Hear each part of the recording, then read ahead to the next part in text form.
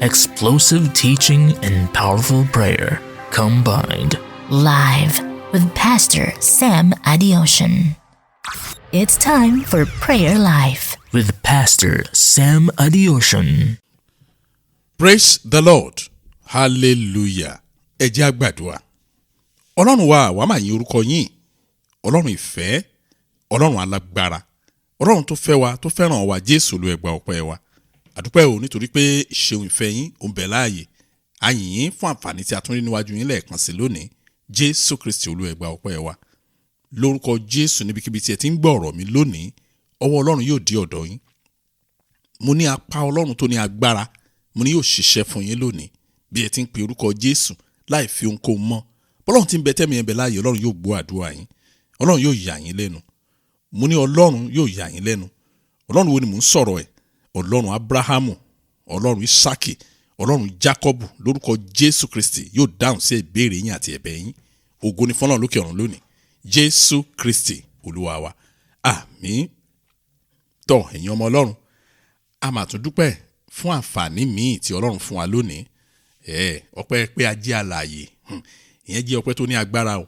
Torí pé a jẹ́ alààyè òun la ṣe lè ṣe ohun gbogbo. Fún oore ọ̀fẹ́ ìyè, a yìn Ọlọ́run wa lónìí.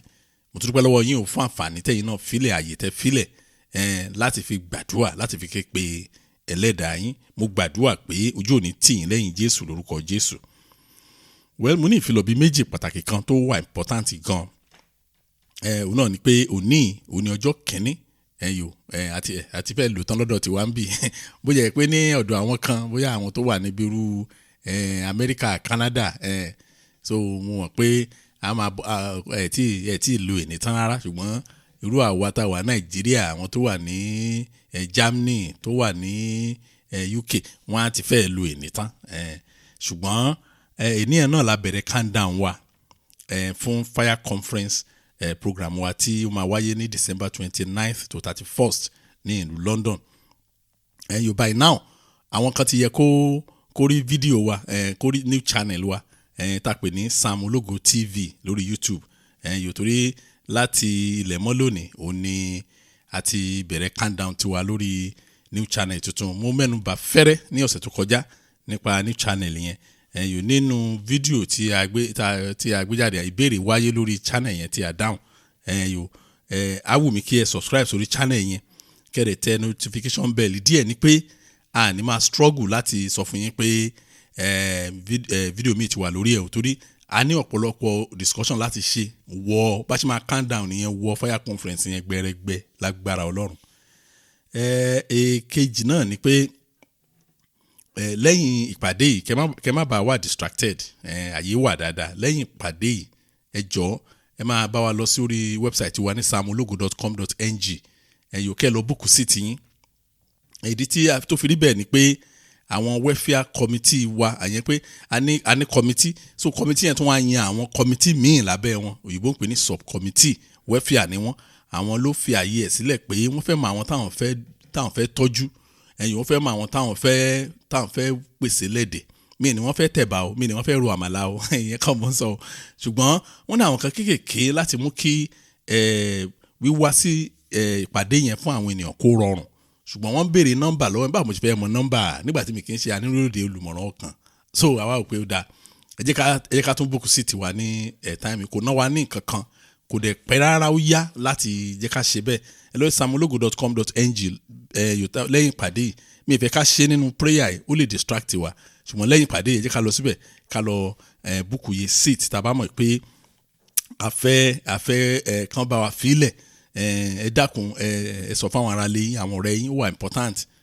Mo gbàgbọ́ yóò pé program ọdún yìí wà very very important, torí pé ó tún bọ́ sí Abrahamic covenant wa tí a máa ń ṣe ní ọdọọdún, kójú rójú kẹsẹ̀ tún pèlé. Ìdí ẹ̀ nìyẹn. Ẹ jẹ́ á wọnú àdúrà wa lọ. The awesome God, Ọlọ́run tí ó ní ẹ̀rù. Àwọn apá kan Yorùbá ń pè ní Ọlọ́run ẹlẹ́rù. Ọlọ́run tó ní ẹ̀rù. Ẹ wo kíní kan wà tí mo máa ń struggle pẹ̀lú. I always struggle with it. Tí n bá ti rí láàrin àwọn Kìrìsìtẹ́nì mo dẹ̀ ń rí lójoojúmọ́, kì í ṣe lẹ́ẹ̀kọ̀ọ̀kan. Ohun tí mo ń struggle pẹ̀lú ni wípé à ń sin Ọlọ́run ṣùgbọ́n ọlọ́run tá à ń sìn yẹn ó dàbí pé a ò mọ̀ nípa a ò ní òye ọlọ́run yẹn a ò tiẹ̀ mọ̀ bọ́lọ́run yẹn ṣe rí bó ṣe jẹ́ irú ipá àti agbára wo ló ní. Mo dẹ̀ tún doubt ẹ̀ gan bóyá la ṣe rí ọ̀pọ̀ pásọ̀ tó mọ ọlọ́run tí wọ́n ń wàásù. Mi ṣeré o, mi kì í ṣe pé eléyìí ò kì í ṣe pé wọ́n ń bá yẹn lórúkọ jẹ́ o, àwọn tó ṣe ẹgbẹ́ Pastor Sam ó máa ṣe irọ́ o, ohun tá a rí ní experience tó bá pẹ́ ń gbọ́ ohun àánú dáadáa ẹgbẹ́ ohun àánú àti a ṣe ọ̀pọ̀lọpọ̀ episode sẹ́yìn àwọn kan ti gbọ́ wọ́n ti ní òye ẹ̀ dáadáa wọ́n á mọ̀ pé n tá à ń sọ yẹn kì í ṣe pé bóyá òye kí àwọn ènìyàn lè kúrò nínú ìṣìnà àti ìkùnà àti ìsìnrú ẹ̀yin ò bọ́ sínú òmìnira ọlọ́run ni. Ẹ wo ṣe rí tí wọ́n bá mọ ọlọ́run yẹn àwọn tó ń wàásù ọlọ́run kàn mọ ọlọ́run yẹn in fact holiness wọn ìwà mímọ́ wọn á pọ̀ jù báyìí lọ. ẹ̀ẹ̀ni rí ẹ̀gbin láàrin àwọn pásítọ̀ rárá tó yẹ kí wọ́n mọ ọlọ́run yẹn wọ́n mọ̀ bó ṣe ní ẹ̀rù tó. Ìgbà míì máa wò ṣé àbí torí ọ̀rọ̀ tó ń wá ni but mo ní rárá àwọn kan wà láàrin wọn náà tí ò ní nǹkan kan náà ṣùgbọ́n nínú kan ṣàgbèrè kan ṣoògùn kan ṣe kíní kan wọn ò dẹ̀ tí ì lówó wọn ò rí ṣe so mi ò gbàgbé pé ọ̀rọ̀ yẹn ni mo wá realize pé ó dàbí pé business ni ọ̀pọ̀lọpọ̀ pastor àti ìránṣẹ́ ọlọ́run gbàgbọ́ pé àwọn ń ṣe ìgbàgbọ́ mi nìyẹn mo kàn tún wò nìyẹn pé àṣà nídìí kan tó fà á ẹ wo ó dẹ̀ léwu fún wa gẹ́gẹ́ bí àwa kìrìsìtẹ́nì ó léwu gan o kì í ṣeré o ó ní ewu gidi àwọn kìrìsìtẹ́nì ló máa jìyà ẹ̀ máa ń sọ dáadáa téèyàn bá ń tẹ̀lé ìránṣẹ́ ọlọ́run tòótọ́ ẹ rí ìránṣẹ́ ọlọ́run tòótọ́ ọlọ́run á bùkún fún torí pé ọlọ́run ló ń ṣiṣẹ́ fún bọ́lọ́run ò lo ẹnìkan á lo ẹnìkejì téèyàn bá ń tẹ̀lé àgàmú rárá ebi ò lè pa àgàmú rárá náà torí pé by fire by force by every crooked means in the book ó máa fi gẹ̀ẹ́tì owó lọ́wọ́ yín now tàwa jìyà méjèèjì báyìí so ẹ rí i pé àìdá ìránṣẹ́ ọlọ́run ló ń ṣiṣẹ́ fún tàbí sáyẹn ló ń ṣiṣẹ́ fún á mèkì owó ẹ̀ ṣùgbọ́n àwọn tó ń tẹ̀lé wọn ń kọ́ àwọn àtẹ̀lé àwọn àgàmúra wọ̀nyí ń kọ́ ìyẹn ló ń bá ẹnu mo sọ pé ó léwu fún wa gẹ́gẹ́ bí kìrìsìtẹ́nì o tá a bá mọ nǹkan tá à ń ṣe tá a bá ṣe ń wo emotion torí kìrìsìtẹ́nì a ní talent kan a máa ń sọ reason tá a fi lè ṣe the right thing fún ọlọ́run àolúwa èmi náà mọ̀ pé pásítọ̀ mi èèyàn kan rédèrèdè ni ṣùgbọ́n a kàn dàbí pé èèyàn ń ṣàgbèrè a máa sọ reason àwa la máa mú reason fún ọlọ́run ìdí tá a fi lè ṣe rere kì í ṣe ọlọ́run ní ò fẹ́ ẹ jọ̀ọ́ mo bẹ̀ wá nítorí ọlọ́run a ti tún wọ oṣù tuntun báyìí ọdún ìtàn náà nìyẹn ìṣẹ́jú mélòó ojúmọ́ la fi bẹ̀rẹ̀ countdown program tá a máa ṣe níparí ọdún so ó yẹ kéèyàn wá jókòó wá wò pé ṣé mo ṣe máa bá a lọ ní so ẹ̀bẹ̀ mi sí yín ni wípé kẹ́ ẹ mọ ọlọ́run tẹ́ ẹ gbàgbọ́ bí bàbá Paul ṣe sọ ó ní òun mọ ọlọ́run tó ń gbàgbọ́ ṣé ẹ̀yin mọ ọlọ́run tẹ́ ẹ gbàgbọ́ báyìí torí pé àwọn ayé ò fẹ́ mọ̀ wọn ò dẹ̀ kíá àwọn tó pera wọn ní kìrìsìtẹ́nì wọ̀nyí ẹ̀yin náà mọ̀ ẹ̀yin kọ̀ọ̀kan tẹ́ ẹ ti mọ ọ̀nà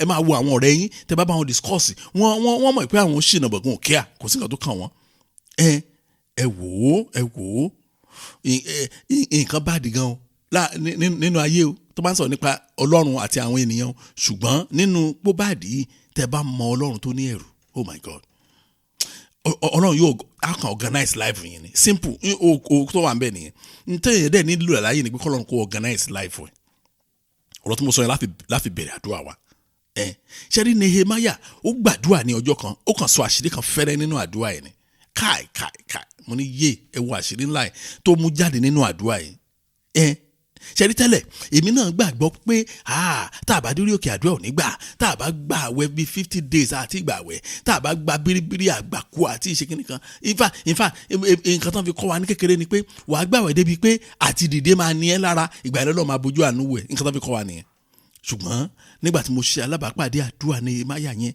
Nehemiah chapter 1 verse 5 ó ní nígbà náà ni mo wí pé olúwa ọlọ́run ọ̀run ọlọ́run tí ó tóbi tí ó sì ní ẹ̀rù tí ó ń pa májẹ̀mú rẹ̀ àti àánú mọ́ pẹ̀lú àwọn tí ó fẹ́ tí wọ́n sì pa àṣẹ rẹ̀ mọ́ wonderful and I said I pray Lord God of heaven O great and awesome God you who keep your covenant and mercy with those who love you and observe your covenants ṣẹ́rí àwọn tí ó fẹ́ tí wọ́n sì ń pa májẹ̀mú rẹ̀ mọ́ tí wọ́n sì ń pa àṣẹ rẹ̀ mọ́ àwa pa májẹ̀mú fáwọn wọ̀nyẹn àwọn tó ń pa àṣẹ Ọlọ́run mọ́ àwọn tó fẹ́ ó pa májẹ̀mú mọ́ fún wọn mo ní wow secret yẹn máa yà mí lẹ́nu ìgbà yẹn náà mo á bẹ̀rẹ̀ sí wò pé èyí tí n bá fi máa gbàdúrà gbàkú kí ló tí mi ṣe fẹ́ Ọlọ́run kí n pa májẹ̀mú ẹ̀ mọ́ kí n pa àṣẹ rẹ̀ mọ́ sọ́rí kí n pa àṣẹ Ọlọ́run mọ́, kí n tẹ̀lé àṣẹ ọ̀rọ̀ tó ní kí n má ṣe bẹ́ẹ̀ kí n má ṣe. Ẹ wò ó ní mo ṣe o, ṣùgbọ́n mo fẹ́ ká sáré gbàdúrà ẹ jẹ́ ká sáré gbàdúrà ẹ̀ náà tó ń pa àṣẹ Ọlọ́run mọ́. Jésù Olúwa, ẹ fún mi ní orí ọ̀fẹ́ ìgbọràn kí n lè pín nínú májẹ̀mú àti àánú Ọlọ́run. Oh Lord, give me the grace of obedience so I can be a partaker of your covenant and mercy. Yẹ wo, tẹ́ bá ní ipa àtìpín nínú májẹ̀mú àti àánú Ọlọ́run, kí ló tún kù tẹ́ ń fẹ́ nínú ayé yìí? Mi ò tí ì mọ̀. Ṣé ìfọkànbalẹ̀ ni? Ṣé ìsinmi ni? Ṣé àlàáfíà lórí ọmọ ni? Ṣé ìtẹ̀síwájú ni? Ṣé ìṣerere ni? Ṣé ìbùkún ni? Mi ò mọ nǹkan téèyàn ò lè rí nígbà tó bá pa àṣẹ Ọlọ́run mọ́ tó sì fẹ́ Ọlọ́run. Jésù Olúwa, ẹ fún mi ní orí ọ̀fẹ́ ìgbọràn kí n lè pín nínú májẹ̀mú àti àánú Ọlọ́run. Ẹ jẹ́ á gbàdúrà ní orúkọ Jésù, ní orúkọ Jésù. Ọlọ́run ayérayé, mo gbàdúrà orí ọ̀fẹ́ tó ń gbọ́ràn, orí ọ̀fẹ́ ìgbọràn lórúkọ Jésù Kristi. Olúwa ẹ dàlú mi, orí ọ̀fẹ́ ìgbọràn, Olúwa ẹ fi fún mi, orí ọ̀fẹ́ ìgbọràn, Olúwa ẹ fi fún mi, orí ọ̀fẹ́ ìgbọràn, Olúwa ẹ fi fún mi, orí ọ̀fẹ́ ìgbọràn ní orúkọ Jésù Kristi. Olúwa ẹ fi fún mi, orí ọ̀fẹ́ ìgbọràn, Olúwa ẹ fi fún mi, kí n lè pín nínú májẹ̀mú àti àánú Ọlọ́run, kí n lè pín nínú májẹ̀mú àti àánú Ọlọ́run. Mo fẹ́ pín nínú májẹ̀mú àti àánú Ọlọ́run, kí n lè ní ìsinmi, kí n lè ní ìbàlẹ̀ àyà, kí n lè ní ìtẹ̀síwájú, kí n lè jàǹfààní orí ọ̀fẹ́ Ọlọ́run lórúkọ Jésù Kristi. Orí ọ̀fẹ́ ìgbọràn, Olúwa ẹ fún mi lónìí. Gbọ́ àdúrà Jésù Kristi Olúwa wa. Ẹ̀yin ọmọ Ọlọ́run, ṣe rí ní kété tí mo bẹ̀rẹ̀ sí kọ́ nípa ọ̀rọ̀ Ọlọ́run báyìí, tí mo wá bẹ̀rẹ̀ sí mo wá tẹpẹlẹ mọ́ ìgbọràn sí àwọn àṣẹ wọn yẹn pé ó ní kí n má ṣe lè mi ní dáwọ́lé. Kò sí nǹkan tán sọ fún mi ìgbà. Ó ní kí n má ṣe lè rọ́ màá tẹ̀ try ẹ̀ wò tó ní nǹkan tí Bíbélì sọ nìyẹn. Mo wá bẹ̀rẹ̀ sí try ẹ̀ wò ńgbà yẹn. N tó mú wa jíngiri ní ẹ̀dùn ní olónìí o. Táà tó fi dàbí pé bóyá àti àwọn kan tó bá sọ fún mi pé nǹkan báyìí ní kẹ́ ṣe wá ní àwọn kò rọrùn. Àwa gbẹ́tàwà bẹ̀rẹ̀ àwa takú ni pé kò rọrùn kẹ̀. Ó gbọ́dọ̀ à ń sọ̀rọ̀ nípa ayé tèmi. Ẹnìkan ní kò rọrùn. Ayé àrọrùn ni o. Kí n lè ní ìrọ̀rùn nínú ayé. Ṣé nígbà tí mo bẹ̀rẹ̀ sí ṣe àwọn kan wọ̀nyí, ohun mẹ́ta ṣẹlẹ̀ lẹ́sẹ̀kẹsẹ̀. Ó dẹ̀ ṣẹlẹ̀ tẹ̀léra. Àwọn kan bẹ̀ ni wípé àdúrà mi reduce. Èmi gan wo gíláàsì, mo rí ojú ara mi pé mo jọ èèyàn. Mo ìṣeré o. Èmi tí mi ìsanra ní Yorùbá jẹ. Ẹni tí ò sanra, kálẹ̀ tó sanra tó yọkùn kò ní yọ lára ẹ̀ much. Èmi tí mi tiẹ̀ wá sanra rà tọ̀. Mo á ń wò bí ìgbà, in fact, tó máa fẹ́ dẹ́rù bọmọ, kankan ra ya fọ́tò mi kan fi fèsì mi hàn. Ọmọ yẹn á dákẹ́ ni, a máa wò pé àlùjọ̀nnú wò lélẹ̀. Mo dẹ̀ ní mo ń sin Ọlọ́run alààyè. Nǹkan mo kọ́ rí ni pé àdúrà mi reduce gan nígbà tí mo bẹ̀rẹ̀ sí ní òye ọ̀rọ̀ Ọlọ́run. Ìkejì mo rí bẹ̀ ni pé ayé mi wá bẹ̀rẹ̀ sí wọnú ìsinmi lọ. Kò sí pákáleke, ẹnìkan ń bọ̀, ẹnìkan fẹ́ pa mí, ẹnìkan fẹ́ mú mi, ègún ìdílé, májẹ̀mú àdúgbò, oríṣiríṣi ọ̀rọ̀ èdè wọn yẹn tí wọ́n ti sọ sọ́pọlọ wa. Ó kàn bẹ̀rẹ̀ sí fò lọ kúrò, mo kàn bẹ̀rẹ̀ sí ní ìsinmi. Nǹkan mi àṣẹlẹ̀ máa kàn rẹ́rìn máa ní the Lord is in control. Àwọn ìyàwó kí ló ṣe máa yín? Ọlọ́run tún wà in control. Ọlọ́run wà in control nìyẹn. Bẹ́ẹ̀ nǹkan tó dẹ̀ ń ṣẹlẹ̀ nìyẹn. Ohun kẹta ni wípé wọ́n bẹ̀rẹ̀ sí rí ìtẹ̀síwájú nínú ayé mi. Ìtẹ̀síwájú wá hàn. Ṣé pẹ́ lómi tó bá ń sọ ẹ̀rí, ìtẹ̀síwájú yẹn ò ní hàn, òun gan kò tó ń sọ, kò yé, kò mọ nǹkan tó ń sọ. Ìtẹ̀síwájú yẹn wá hàn clearly sí mi pé wow, kì í wá ṣe mi nìkan mo wá ń sọ, àwọn tó wá mọ̀ mi tó wá ń jẹ́ kí n realize pé ayé mi ń tẹ̀síwájú. Dáàdì ṣe ti ní experience yẹn rí mà, mọ́mì ṣe ní experience yẹn rí, kí káwọn èèyàn tó yí yín kán rí ìtẹ̀síwájú ayé, kán máa sọ fún yín pé kí lẹ̀ ń lò, kí lẹ̀ ń ṣe. Tẹ́ẹ̀ bá ti dé ìkórìtà yẹn kó mọ̀ pé Ọlọ́run ẹlẹ́rù ó ti dá sí ọ̀rọ̀ ẹ̀. Ẹ̀rí Jésù Olúwa, ẹ fún mi ní orí ọ̀fẹ́ ìgbọràn kí n lè pín nínú májẹ̀mú àti àánú Ọlọ́run. Oh Lord, give me the grace of obedience so I can be a partaker of your covenant and mercy. Orí ọ̀fẹ́ ìgbọràn tó ń pín nínú májẹ̀mú àti àánú Ọlọ́run. Olúwa ẹ fún mi. Ẹ jẹ́ á gbàdúrà bẹ́ẹ̀ ní orúkọ Jésù. Orí ọ̀fẹ́ ìgbọràn tó lè rí pín nínú májẹ̀mú àti àánú Ọlọ́run. Orí ọ̀fẹ́ ìgbọràn Olúwa fún àwọn ọmọ mi náà o. Ẹ wo, ẹ gbàdúrà fún àwọn ọmọ yín o. Tọ́lọ́ bá fún wọn ní orí ọ̀fẹ́ ìgbọràn, ayé wọn á dáa ju bẹ́ẹ̀ yẹn lọ, inú yẹn á dùn ju báyìí lọ. Ẹ wo àwọn ọmọ yẹn láyọ̀ ju báyìí lọ. Tí wọ́n bá lè ní orí ọ̀fẹ́ ìgbọràn sí àṣẹ Ọlọ́run. Lórúkọ Jésù Olúwa ẹ ṣàánú fún mi lónìí. Orí ọ̀fẹ́ ìgbọràn Olúwa ẹ fún ìdílé mi lónìí. Ẹ fún àwọn ọmọ mi lónìí. Ẹ fún aya mi, ẹ fún ọkọ mi lónìí. Orí ọ̀fẹ́ ìgbọràn ká lè pín nínú májẹ̀mú àti àánú Ọlọ́run, ká lè bá wọn nípín nínú májẹ̀mú àti àánú Ọlọ́run. Orí ọ̀fẹ́ ìgbọràn Olúwa ẹ fún wa. Orí ọ̀fẹ́ ìgbọràn Olúwa ẹ fún wa. Orí ọ̀fẹ́ ìgbọràn Olúwa ẹ fún wa, ká lè pín nínú májẹ̀mú àti àánú Ọlọ́run. Gbọ́ àdúrà Jésù Kristi Olúwa wa. Bẹ́ẹ̀ ni mo jẹ́ pé gbọ́ àdúrà yẹn. Ó ní mo rántí ọ̀rọ̀ ọmọ mi kan. Ọ̀rọ̀ yẹn mo jẹ́ rántí ó dẹ̀ pa mí lẹ́rìn. wọ́n ní wọ́n fẹ́ béèrè ìbéèrè lọ́wọ́ mi ni mo ní yes ma mo ń gbọ́ ìbéèrè yìí. Wọ́n ní àwọn gbọ́ lẹ́nu mi tí mo sọ pé ṣàṣà ni pásítọ̀ tó ń ka Bible. Wọ́n ní báwo ló ṣe possible. Wọ́n ní wẹ́ẹ́ mo ní kíkà yẹn ò kí ń ṣe pé bóyá wọ́n kà ní Olúwa sì sọ pé ẹ̀rọ mo ní wọn ò study ẹ̀ wọ́n kàn ká bóyá wọ́n fẹ́ wàásù.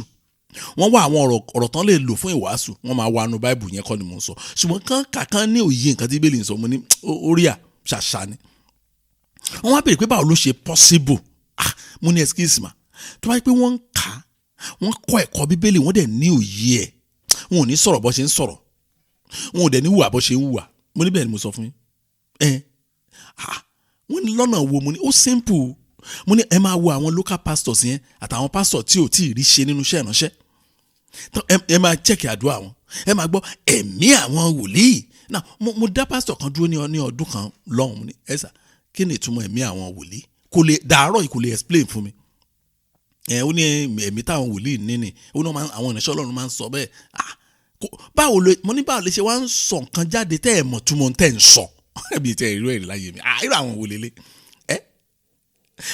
mo wà nínú ìpàdé kan náà ní wọ́n ní kí mọ́mì kan gbàdúrà prophetess ni wọ́n ni mo bá ń gbọ́ mo pa gbogbo ìpè àti ìpè àti àmì òróró sorry mi ò gẹ́ẹ̀tì ẹ̀ dáadáa ni mo pa gbogbo ìpè àti àmì òróró àwọn ìránṣẹ́ Ọlọ́run tó wà nínú gbọ̀ngàn mo pa pọ̀ báyìí mo ní irú àwọn èèyàn wo lélẹ́yìí ibùlẹ̀ ti rí theory yẹn tẹ́ ẹ pa gbogbo anointing gbogbo àwọn pastor tó wà ń bẹ̀ papọ̀ so mo ní àwọn people wọ̀nyí wọn ò kí ń ka Bible yẹn they just create something tàbí tán wákàtí wọ́n fẹ́ wá sí wọ́n pè wọ́n pé ẹ fẹ́ wá kí ni mo fẹ́ sọ fáwọn èèyàn wọ̀nyí o wọ́n kà ok wọ́n á rí ó ti tán òun náà lè máa yé tán máa lò wọn ò study ẹ̀ wọn ò ní òye nǹkan tí Ọlọ́run ń sọ tó bá jẹ́ pé àwọn rich pastors ni àwọn ní generational pastors wọ̀nyí àwọn mega church pastors wọ̀nyí àwọn yẹn tí wọ́n ṣáà rí pé business làwọn dálẹ̀ tẹ́ bá dẹ̀ wo structure churches wọ́n structure ẹ̀ bí ìgbà tí wọ́n dá ilé iṣẹ́ sílẹ̀ tó ń pa owó wọlé no more no less. Òun ló fà á tẹ́ máa fi gbọ́ lẹ́nu irú wọn tó máa sọ pé well iṣẹ́ pastor iṣẹ́ business ni so politics ni gangan ni iṣẹ́ tó ń ṣe ẹ máa gbọ́ pastor kan sọ bẹ́ẹ̀ rí ó ní business ó ní pastime ní iṣẹ́ pastor so wọn ò ní òye kíní yẹn tó pé wọ́n kà pé purely business làwọn ń ṣe Psalm 68 verse 35 Ọlọ́run mi ó ní ìwọ ní ẹ̀rù Ọlọ́run ní ibi mímọ́ rẹ̀ Ọlọ́run Israẹli fi agbára àti okun fún àwọn ènìyàn rẹ̀ olùbùkún ní Ọlọ́run oh my God oh God you are more awesome than your holy place. You are more awesome than your you are more awesome than your holy place. The God of Israel is he who gives strength and power to his people. Blessed be God. Oh God.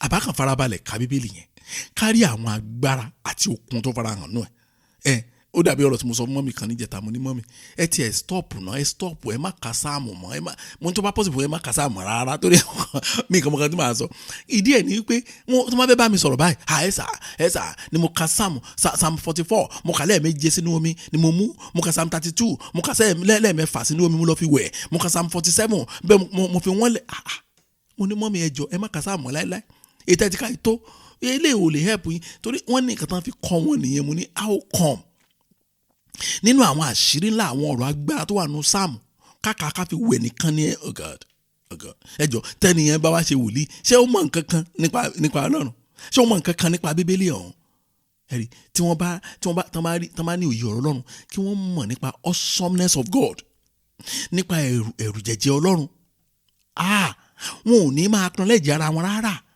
Ọlọ́run yẹn náà máa sàdánkátà náà máa gbé fún ní gbogbo àtàwọn fún wọn ní microphone kan sọ̀rọ̀ wọn ò ní bá wọn sọ̀rọ̀ ara wọn ẹ gbọ́ ta ló bí mi dá kí n sọ̀rọ̀ anyhow níwájú Ọlọ́run ta ló bí èmi dá èmi tẹ̀sí bẹ́ta ta ló bí bàbá mi Pa Adeosun ta ló bí dá tí màá wà níwájú Ọlọ́run tí màá máa sọ̀rọ̀ anyhow nígbà tí mo ti rí tẹrutẹru I have seen his awesomeness lójúkojú àwọn yìí ò mọ Ọlọ́run tẹ́ bá ń sọ àdàbí pé bóyá ṣé nìkan lẹ́wọ̀n mọ Ọlọ́run báyìí mọ nìyẹn ṣé nǹkan tá à ń sọ fún yín nìyẹn ṣé àti dúró rí ká sọ fún yín anybody rí pé àwa nìkan la mọ Ọlọ́run ó mà ṣe o téèyàn bá rí Ọlọ́run tẹ̀rùtẹ̀rù ẹ̀ tọ́lá ńlá ẹ̀ tí a gbogbo agbára ẹ̀ níwájú Ọlọ́run àti ènìyàn ìsọ̀rọ̀ sí ayé àtọ̀ tó bá wà wájú àwọn ènìyàn.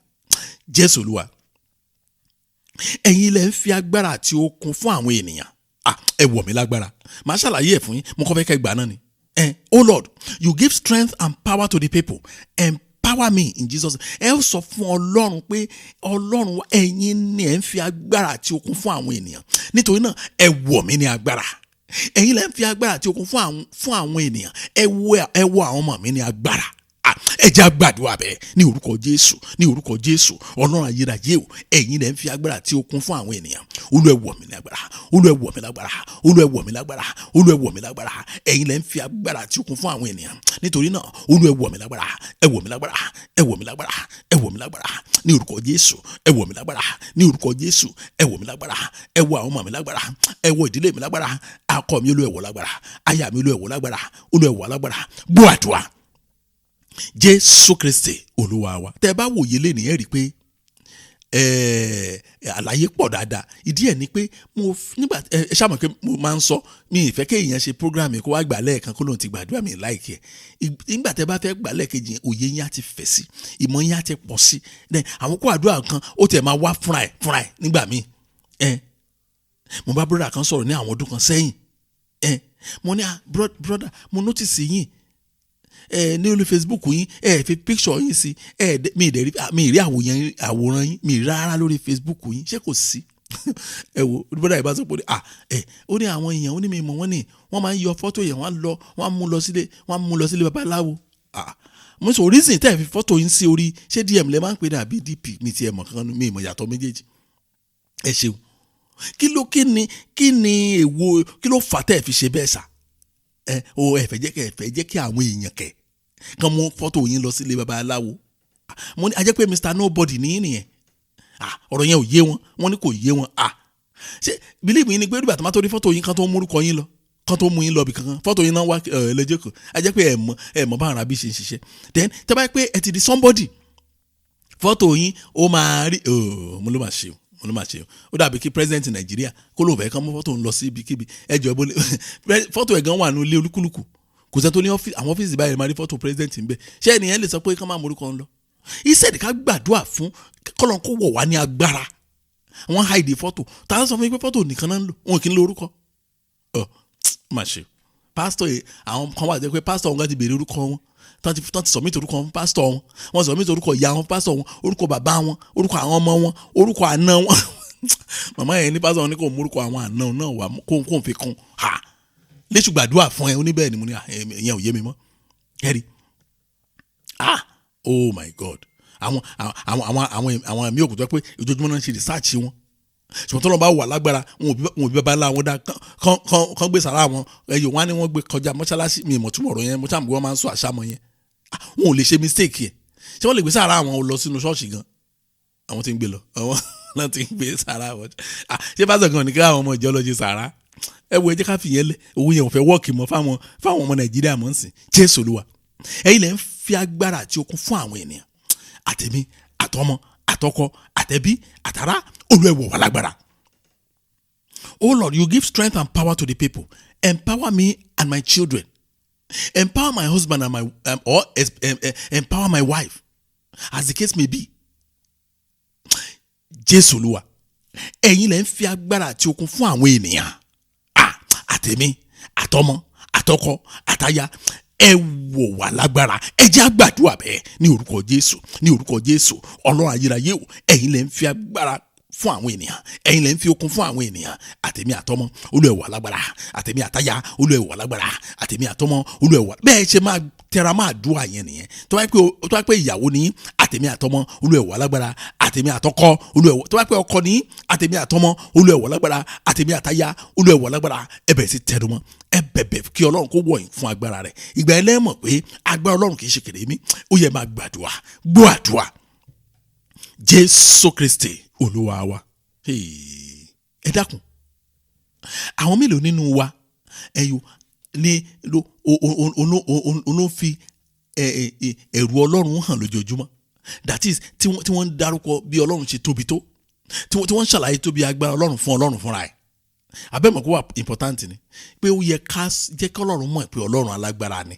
ara ìyìn ni ara orin ìyìn ni mo yẹn sọ̀rọ̀ mo rántí orin kan old school Ọlọ́run jẹ́ kí n ṣe rántí ẹ̀ dáadáa o depart ẹ̀ ni mo rántí o Ọlọ́run ṣe mí níyè ẹ̀rí orin yẹn lọ báyìí pé ó ní ìyìn ló yẹlé rẹ thank you ògo ló yẹlé rẹ o ológo dídán ẹlẹ́rù níyìn ìyìn ló yẹlé rẹ Ọlọ́run mi o àwọn orin tó ní láéláé john tán máa ń kọrin bàtà wáyé kiri tán máa ń wo àwọn bàbá wa tán máa ń kọrin yẹn wọ́n máa kọ pẹ̀lú vigor wọ́n máa kọ pẹ̀lú emotion pẹ̀lú passion ológo kò sí lù ó rẹ́rù lẹ́yìn àtàwọn ni pa ló yẹlé rẹ àwọn náà a máa jìrẹ̀ rẹ́ lẹ́gbẹ̀ẹ́ wọn ẹ̀rí ṣùgbọ́n ní ìsìn ìyẹn ò sí ń bẹ̀ mọ́ orin ti di katakata búdòzà ní Jésù mi á lò láti wórí ọ̀tá nìkan ni a ò rántí the awesomeness of God àrántí agbára ẹ̀ mọ́ àrántí pa ẹ̀ àrántí títóbi ọlá ńlá ẹ̀ mọ́ ó ní sáàmù máa kárẹ̀ o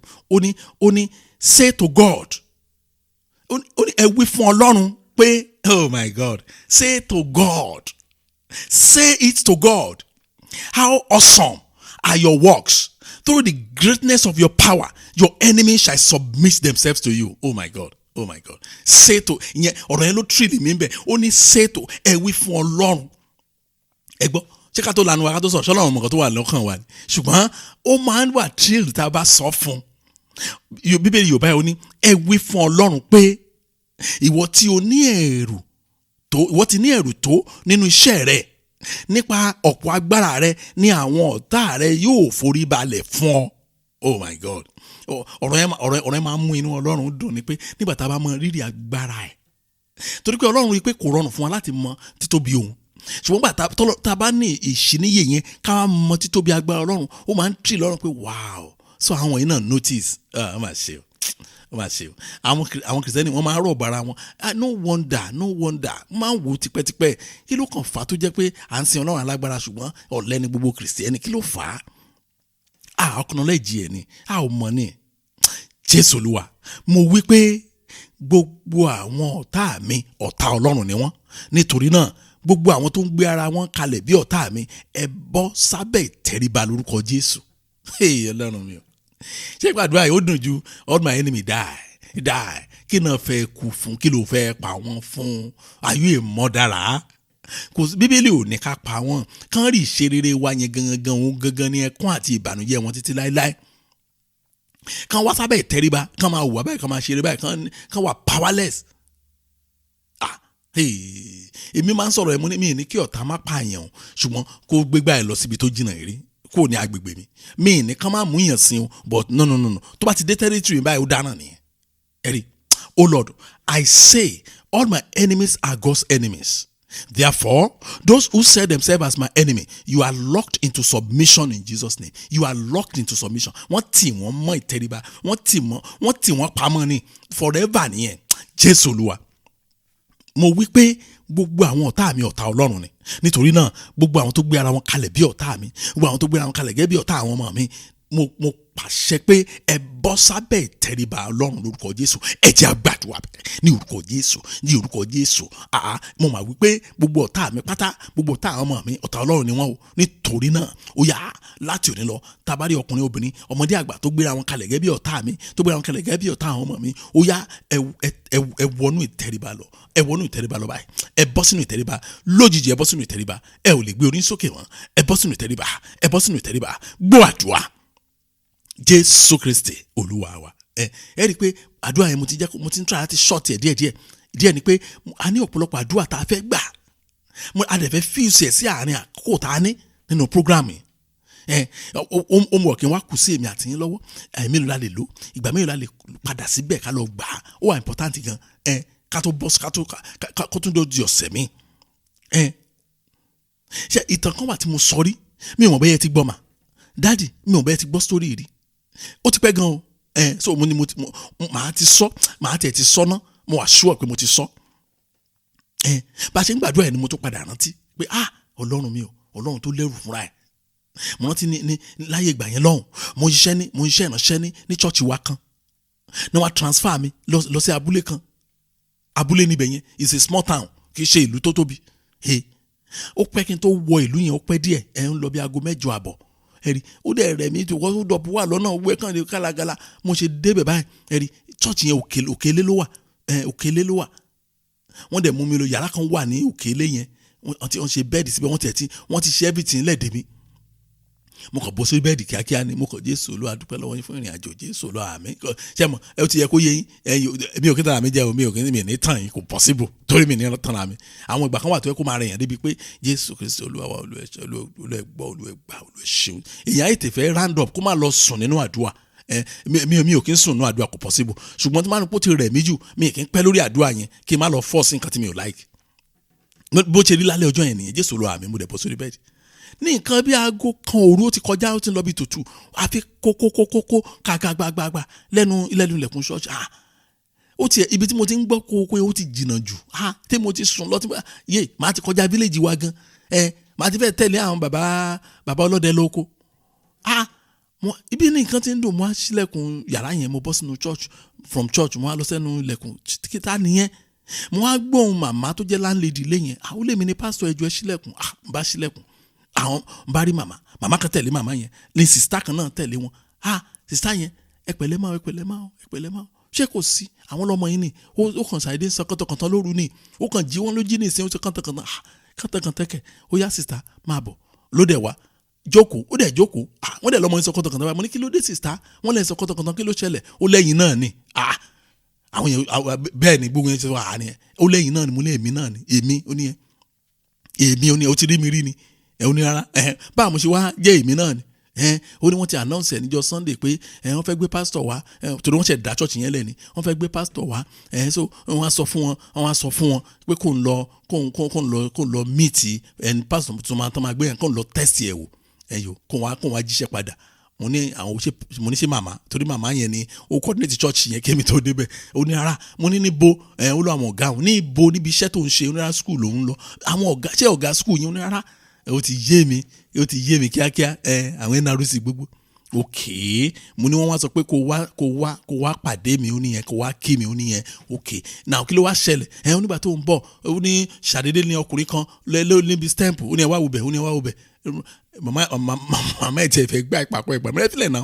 ó fẹ́ bíbí kan mi ni ó níbi gangan ni olókùnrin kan dúró síbẹ̀ olókàn tí òun látòkè ní bóńṣe lọ forí gbálẹ̀ nìyẹn mo á bú sẹ́ni kò yí àwọn màmá méjèèjì yẹn mo ní ṣe ń lé okùn wọ́n ní wọn ò ní okùn mo ní ẹ̀ ní ìfà mi tán mi fa omi wọ́n ní ó ló wà okùn wà lára wọn ni ẹ máa lọ mú fà mí wá mo ní kàn dé mọ́ ara pillar church mo ní kàn filẹ̀ síbẹ̀ ẹni ká pẹ̀lú ọ̀sùn á sùn tó bá ti rẹ̀ tó bá ti kọrin á rẹ̀ torí èmi sì fẹ́ sọ orin díẹ̀ gílẹ̀ tó mọ́ bá a ṣe filẹ̀ nígbà tó bá dàrú ọjọ́ kejì àwọn ìyá yẹn ti padà dé nígbà tí ọmọ ẹ bẹ̀rẹ̀ sí kàbá ẹ̀ tí mo interview ẹ̀ tó ń sọ àwọn ọmọ tóun ti padànù tóun ti fi àgbèrè bá tiwọn jẹ́ àwọn èèyàn káwọ́lé àwọn ọmọ méjèèjì yẹn káwọ́lé rí nìyẹn wọ́n ní tọ́ bá jẹ́ kọ́mọ ẹ̀ bọ́ síta kó sọ àwọn kan wọn náà máa sọ kópa ni bẹ́ẹ̀ ni kí ni mo sọ fún yín yẹn mo mention kìíní kan nínú ọ̀rọ̀ mi yẹn pé nígbà tí mo fẹ́ lọ sùn nígbà tí mo dé lu ó ti rẹ̀ mí pátápátá àdúrà pé Olúwa ṣé o mo dúpẹ́ lọ́wọ́ yín o fún ìrìn àjò àdó ìlú àtàlàfíà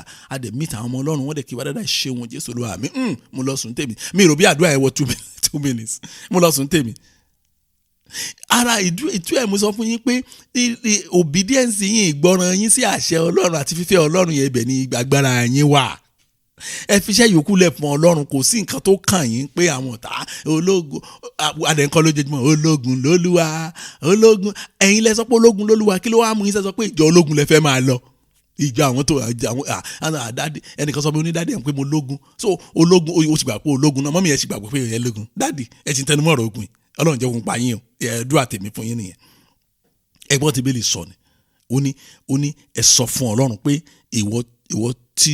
ìwọ ti ní ẹ̀rù tó nínú iṣẹ́ rẹ nípa ọ̀pọ̀ agbára rẹ ní àwọn ọ̀tá rẹ yóò fi forí balẹ̀ wọ́n á bọ́ sínú ìforíbalẹ̀ wọ́n á bọ́ sínú ìtẹríba bẹ́ẹ̀ lè sọ bẹ́ẹ̀ Jésù Olúwa mo wí pé gbogbo àwọn ọ̀tá mi ọ̀tá Ọlọ́run ni wọ́n nítorí náà gbogbo àwọn tó ń gbé ara wọn kalẹ̀ bí ọ̀tá mi tó gbé ara kalẹ̀ gẹ́gẹ́ bí ọ̀tá àwọn ọmọ mi ẹ bọ́ sábẹ̀ tẹríba lórúkọ Jésù ẹ jẹ́ a gbàdúrà bẹ́ẹ̀ ní orúkọ Jésù Ọlọ́run ayérayé o èmi mọ̀ mo sọ jáde báyìí pé gbogbo àwọn tó gbé ara kalẹ̀ bí ọ̀tá mi ọ̀tá Ọlọ́run ni wọ́n nítorí náà ní orúkọ Jésù Kristi àwọn tó gbéra wọn kalẹ̀ bí ọ̀tá mi lórúkọ Jésù àwọn tó gbéra kalẹ̀ gẹ́gẹ́ bí ọ̀tá àwọn ọmọ mi ó yẹ wọnú ìtẹríba lọ ẹ bọ́ sábẹ́ ìtẹríba olú ẹ bọ́ sábẹ́ ìtẹríba ẹ bọ́ sábẹ́ ìtẹríba ẹ ò ní lè gbèrí mọ́ ẹ bọ́ sábẹ́ ìtẹríba ó yẹ bọ́ sábẹ́ ìtẹríba ó yẹ bọ́ sábẹ́ ìtẹríba mo pa láṣẹ fún yín lónìí ẹ bọ́ sábẹ́ ìtẹríba gbọ́ àdúrà Jésù Kristi Olúwa wa. Mo sọ lẹ́ẹ̀kan nígbà míì máa rẹ́rìn tí n bá rí bí àwọn kìrìsìtẹ́nì ṣe máa ń bẹ̀rù tó máa rẹ́rìn tí especially máa ní ẹ̀kántà pẹ̀lú kìrìsìtẹ́nì tó máa ń bẹ̀rù gan-an máa ló ga o bẹ́ẹ̀ àwọn iná láwọn ń sin Ọlọ́run kan báyìí ẹ gbọ́ ẹni tó ń sin kí ló ti ń pè gan tó ń sin èṣù gan kò bẹ̀rù ìdajì áàfù ìbẹ̀rù kìrìsìtẹ́nì kò bẹ̀rù ẹ̀ that's why ẹ máa rí ẹlòmíì á ní òun fẹ́ ṣòkìgbẹ́ yo wọ́n máa ṣàwọn ládàbà ẹ̀ kó máa wọlé ṣé òun náà ń pèlè òkìgbẹ́ ẹ̀yin náà mọ̀ èmi náà ò tiẹ̀ mọ̀ mo kàn gbọ́rí fẹ́rẹ́ tó máa ṣàyàn ládàá tí ò ní wọlé wọ́n á dẹ̀ ṣe fún irú ẹni bẹ́ẹ̀ tó máa ṣe fún bí òrùka náà fún á wá bọ́sítà á máa wá ibi ìjà nínú ẹni bẹ́ẹ̀ máa wá kiri á ní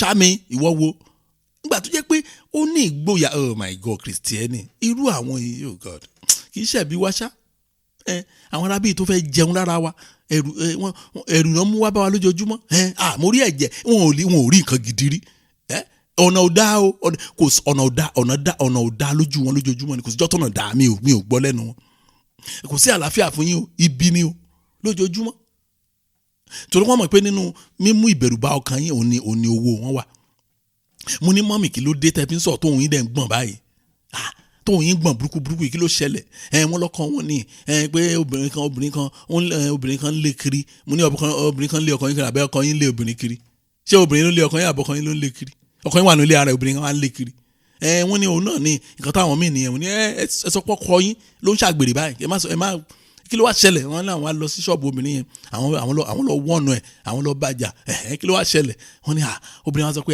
kó ń gbọ́ dáadáa pé òun ṣẹ̀ṣẹ̀ bẹ̀rẹ̀ pé òun máa pa mọ́mí yẹn ní obìnrin lòun máa pa òun pé tó máa pa òun tán òun nìkan òun tẹ́lẹ̀ òun ní káwọn jọ máa ṣí àní ṣùgbọ́n wà tó yẹ pé ó ti wá ṣe orí burúkú báyìí òun máa pàdánù pé ọkọ yẹn á lè jẹ́ tóun nìkan àwọn ọmọ yẹn á jẹ́ ọmọ ọ̀dọ̀ nínú ilé òun nǹkan tó ní màmá yẹn gbọ́ nìyẹn nǹkan tó gbọ́ mọ nìyẹn ló bẹ̀rẹ̀ sí sunkún ẹjọ́ ẹ má jẹ́ ń kúkú àìtọ́jọ́ ẹ má jẹ́ káwọn ọmọ mi da láì ní màmá ẹ má jẹ́ ẹ kú tí so n tẹ́ ẹ gbọ́ mọ nìyẹn mo ní ẹ gbọ́ nǹkan tí bíbélì sọ ni so ẹ mọ nǹkan tí bíbélì sọ báyìí wọ́n nígbà tí wọ́n ti fi lọ pásítọ̀ wọn sọ pé ẹ má mú ọ̀rọ̀ yẹn kéré o ẹ má mú ọ̀rọ̀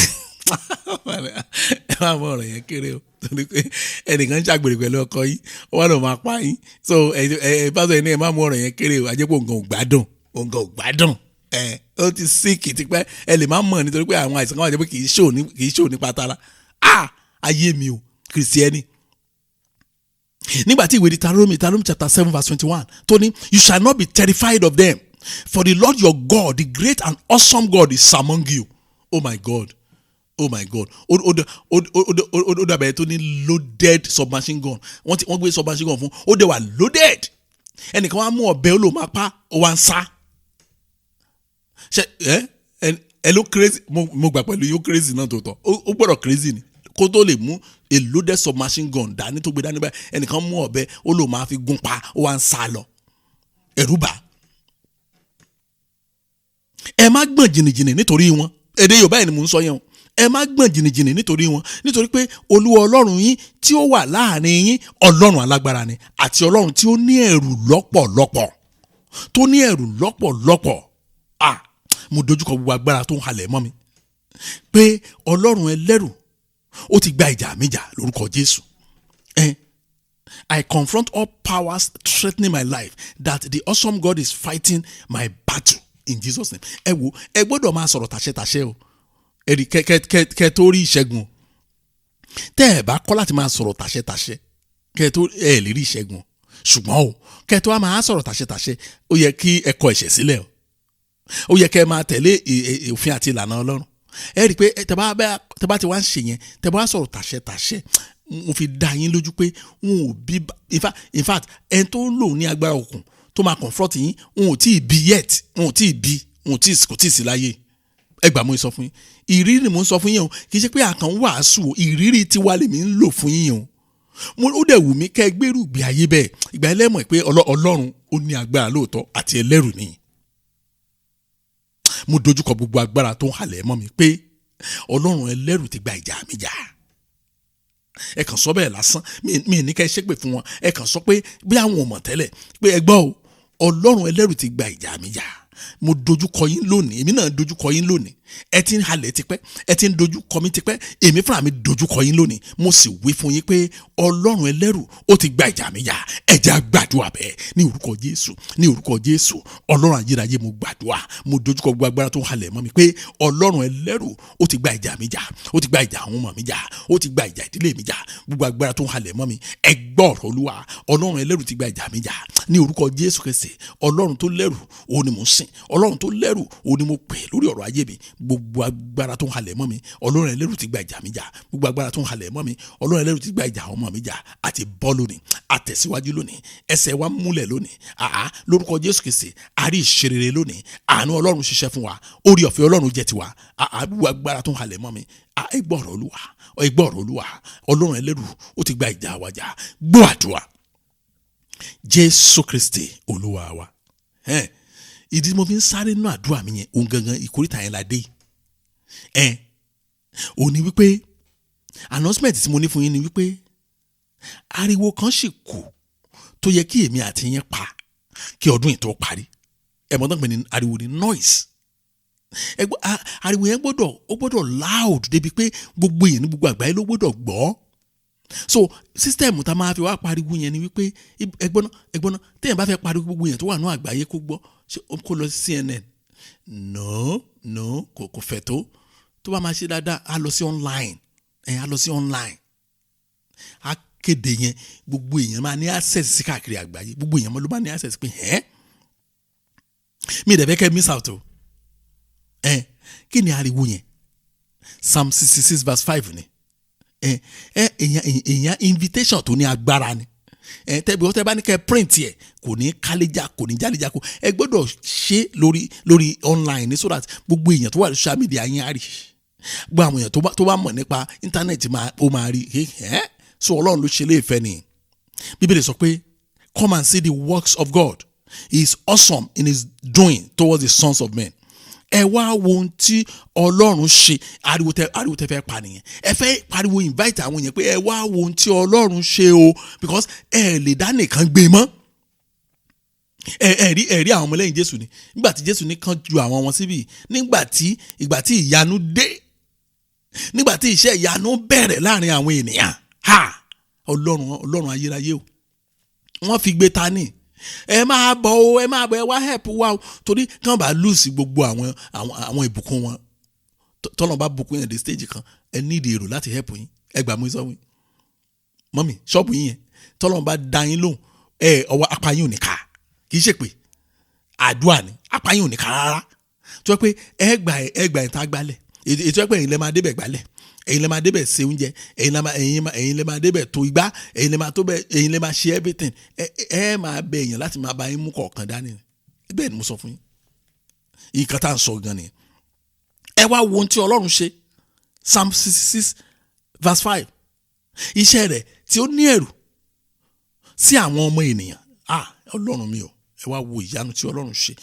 Àdúrà tẹ́ fẹ́ gbà next nìyẹn. Jésù Olúwa, kí ọdún yìí tó parí, jẹ́ kí n kígbe pé àwọn ènìyàn pé ẹ wá wo iṣẹ́ ìyanu tí Ọlọ́run ṣe nínú ìdílé mi. Oh Lord, before the end of this year, let me shout to people that come and see the work of God in my family. Come and see the work of God in my life. Come and see the work of God in the lives of my children. Ariwo tẹ́ máa pa nẹ́ẹ̀sì ni pé ẹ gbọ́dọ̀ wá wò. Èmi nìkan ò lè wọlé ìtàn. Yín náà rí àwọn iná rí wọn máa ṣe. This can only be God. This can only be God. Jésù Olúwa. Kí ọdún yìí tó parí, jẹ́ kí n lè kígbe pé àwọn ènìyàn pé ẹ wá wo iṣẹ́ ìyanu tí Ọlọ́run ṣe nínú ayé mi. ẹ wá wo iṣẹ́ ìyanu tí Ọlọ́run ṣe nínú ayé àwọn ọmọ mi. Ẹ jẹ́ á gbàdúrà bẹ́ẹ̀ ní orúkọ Jésù, ní orúkọ Jésù. Ọlọ́run ayérayé, mo gbàdúrà kí ọdún yìí tó parí, jẹ́ kí n lè kígbe pé àwọn ènìyàn pé ẹ wá wo iṣẹ́ ìyanu tí Ọlọ́run ṣe nínú ayé mi. Jẹ́ kí n lè kígbe pé àwọn ènìyàn pé ẹ wá wo iṣẹ́ ìyanu tí Ọlọ́run ṣe nínú ayé àwọn ọmọ mi. Jẹ́ kí n lè kígbe pé àwọn ènìyàn pé ẹ wá wo iṣẹ́ ìyanu tí Ọlọ́run ṣe nínú ìdílé mi.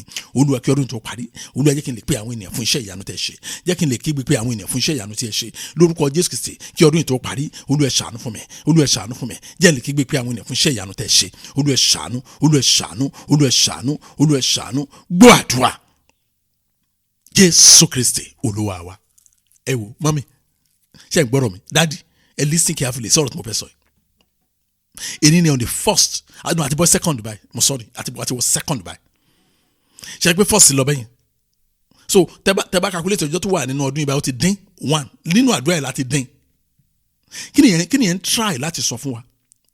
Ó ń sọ fún wa wípé now okay, ẹ ṣe jàre, wọn làwọn kan sì wà ní wá yẹn, ẹ̀yin ní lọ́kì, ẹ̀yin sì ní lọ́kì jùlọ àwa yìí lọ, àwa ti bọ́ sódì kejì. Ẹ rí, ẹ gbọ́dọ̀ rí nǹkan kan tó ní agbára láti sọ fún àwọn ènìyàn. Ẹ wò, ẹ gbọ́dọ̀, ó jẹ́ dandan kí ẹ rí nǹkan tó ní agbára. Mi ò sọ àwọn ọpẹ́ tí ò gbádùn o, àwọn ọpẹ́ kan àti ò gbádùn. Ẹ mọ̀ pé àwọn ọpẹ́ kan àti ò gbádùn. Olúwa, adúpẹ́ fún ọpẹ́ rí jẹ, ọpẹ́ rí mu. What does that even mean? Ọpẹ́ rí jẹ, ṣé ẹ jẹ ẹ̀mú lánàá? Ẹ jẹ ẹ̀mú ní lásìá? Adúpẹ́ lọ́wọ́ Ọlọ́run, òjò rọ̀ sílé wa. Mo gbọ́ ni o, kì í ṣe pé mo create òjò rọ̀ sílé wa, mo gbọ́ ni o. Ọpẹ́ àríjẹ mímu, church kan náà invite mi láyé ìgbà kan.